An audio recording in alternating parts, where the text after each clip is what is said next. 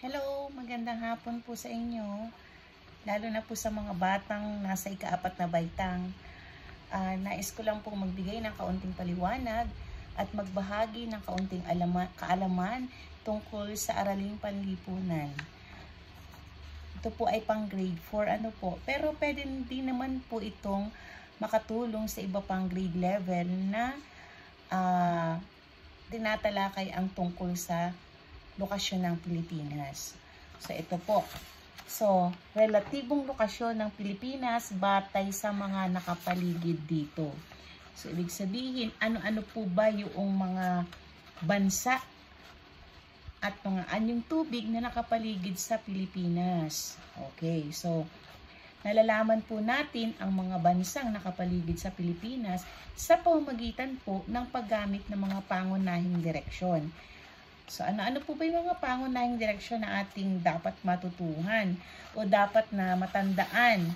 Kasi minsan, kahit tayo ay medyo may edad na o yung mga batang na pag-aralan na ito ay nakakalimutan pa rin kung ano-ano yung mga pangunahing direksyon na ating pinag-aaralan at talaga namang kailangan talaga natin sa ating pang-araw-araw na buhay para malaman natin kung nasaan ba natin matatagpuan o saan ba natin makikita o matatagpuan ang iba't ibang lugar na nakapaligid sa atin.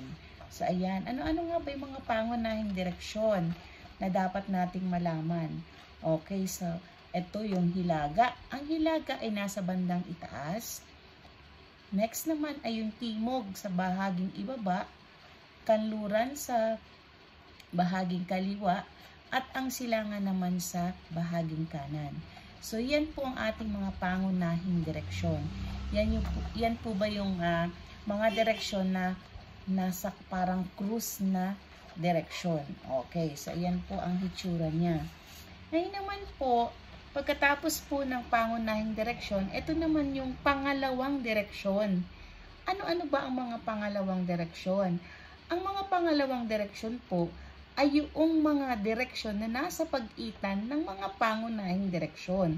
Okay, di po ba sabi natin ito ay timog? Ito ay hilaga, sorry po. Ito ay hilaga, ito ay timog, ito ay kanluran, at ito ay silangan. So kung pag-uusapan natin ang bahaging itaas, ito yung timog. Ano po? Tapos ito naman, di ba mga children, mga bata. So yan, kung ngayon nakikinig man sa aking mga bata, mga kasing edad ko rin.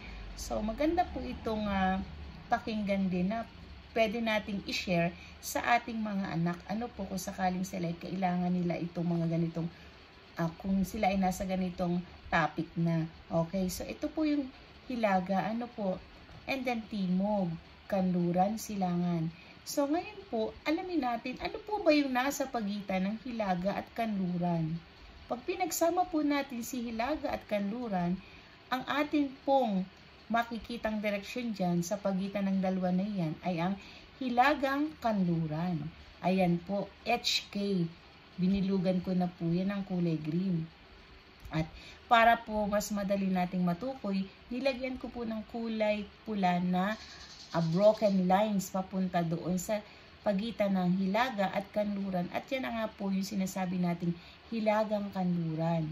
At pagdating naman po dito sa kabila, sa hilaga at sa silangan, yung pagitan po naman ng hilaga at silangan ay tinatawag nating hilagang silangan.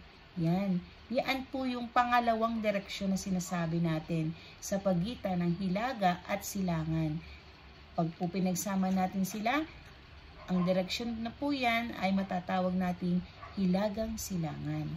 At ngayon naman po natin yung bandang ibaba. Ito yung timog. So ito po yung timog.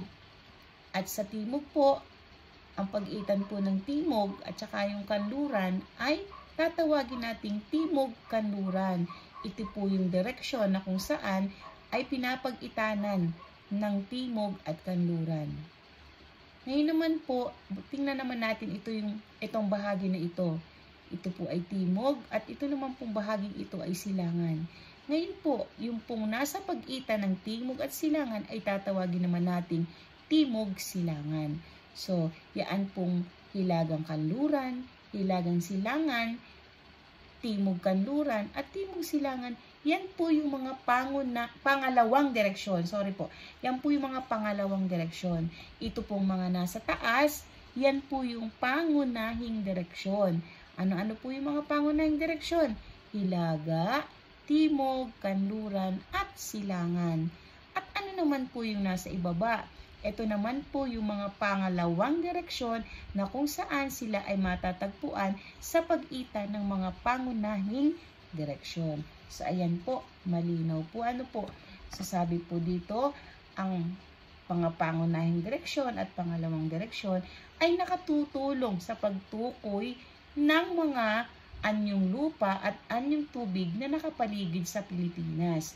Yun pong mga anyong tubig na nakapaligid sa Pilipinas, ayun po yung tinatawag nating mga karagatan.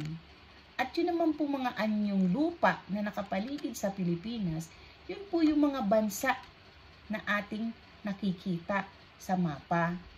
At yung po mga bansa na yan na nakikita natin sa mapa na nakapaligid sa Pilipinas, ay tinatawag din po nating bisinal.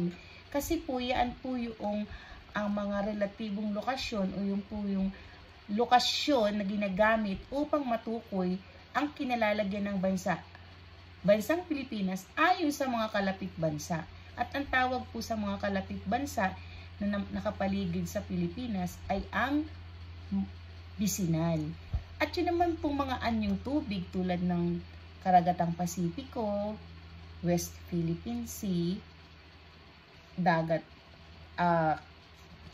at saka iba pang anyong tubig na makikita natin sa paligid ng Pilipinas ay tinatawag naman po natin insular, sapagkat yaan po ay yung mga anyong tubig na nakapaligid sa ating bansang Pilipinas.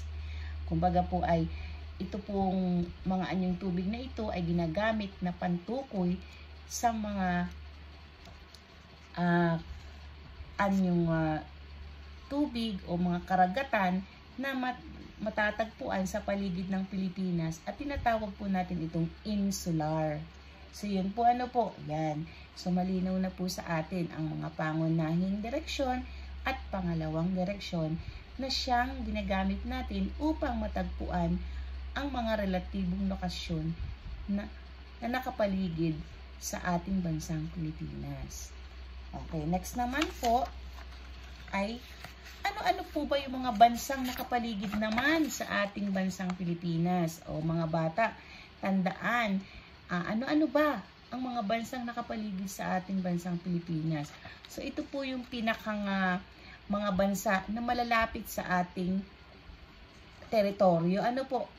Okay, ang ating pong teritoryo ay ang bansang Pilipinas. Makikita po natin dito sa hilaga, medyo maliit po ang aking drawing, pinagkasya ko po sa typewriting. Ito po yung ating bansang Pilipinas o yung teritoryo natin. Ito po yung hilaga. At sa bandang hilaga po, sa gawing hilaga, ang bansang Taiwan po ang matatagpuan dito. Okay, sa gawing hilaga, matatagpuan ang bansang Taiwan. So yan, nakapaligid po sa ating teritoryo o sa bansang Pilipinas, sa gawing hilaga ay ang Taiwan.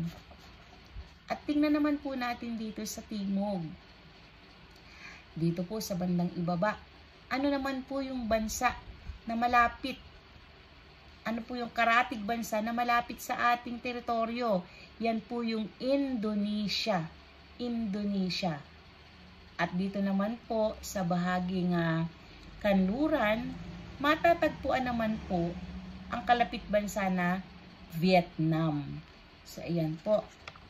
So, Vietnam po ang pinakamalapit na bansa sa atin. Okay. Next naman po, dito sa silangang bahagi, wala po dito. Wala pong ditong bansang nakalagay.